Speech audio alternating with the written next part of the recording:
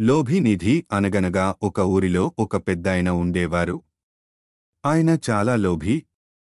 అంటే ఎంత పీనాస్తనం అంటే ఒక్క పైసా కూడా చేతిలోంచి జారనిచ్చేవాడు కాదు. ఇంట్లో కుటుంబ సభ్యులను కూడా ఖర్చు పెట్టనిచ్చేవాడు కాదు. పైసా పైసా కూడపెట్టి ధనమంతా పోగు చేసుకుని కొన్ని బంగారు నాణాలు కొనుక్కున్నాడు. అవి లెక్క పెట్టుకోవడం ఒక సరదా. ఆ నాణాలన్నీ ఒక సంచిలో వేసి ఇంటి వెనుక ఒక చెట్టు కింద గొయ్యి తీసి ఆ సంచి అందులో కప్పెట్టాడు. మళ్లీ కప్పెట్టేస్తూ ఉండేవాడు. ఎప్పుడైనా కొంత డబ్బు పోగైతే ఇంకో నాణం కొని నిధిలో కలుపుతూ ఉండేవాడు. ఇలా కొంతకాలం బాగానే గడిచింది.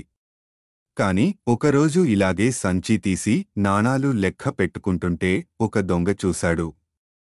ఇంకేముంది, రాత్రికి రాత్రి వచ్చి గొయ్యి తీసి సంచి దోచేశాడు. మొన్నాడు పెద్దాయన అలవాటు ప్రకారం సంచి కోసం తవ్వితే అది అక్కడ లేదు. భోరు భోరు మని ఏడిచాడు. కాని ఇప్పుడు నెత్తి నోరు బాదుకుని ఏమీ లాభం? పోయిన ధనం తిరిగిరాదు కదా. స్వామీజీ, బంగారం తీసుకెళ్లి గోతిలో ఎందుకు పెట్టుకున్నావు?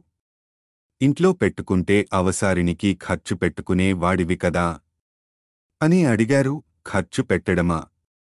నేను జన్మలో ఆ డబ్బు ఖర్చు పెట్టను. అందులోంచి ఒక్క నాణం కూడా వాడే ప్రసక్తి లేదు అని పెద్దాయన ఉన్నదున్నట్టు చెప్పేశాడు. అప్పుడు స్వామీజీ నవ్వి, ఒక సంచిలో కొన్ని రాళ్లు వేసుకుని కప్పెట్టుకో, నీకు బంగారు నాణాలన్నా రాళ్లన్నా తేడా ఏముంది? లెక్క పెట్టుకోవడానికి తప్ప దేనికి వాడవు కదా. వాడని వస్తువు అవసరం మనకి ఉండదు. ఇంకది పోయిందని బాధెందుకు అని సలహా ఇచ్చి పంపించేశారు.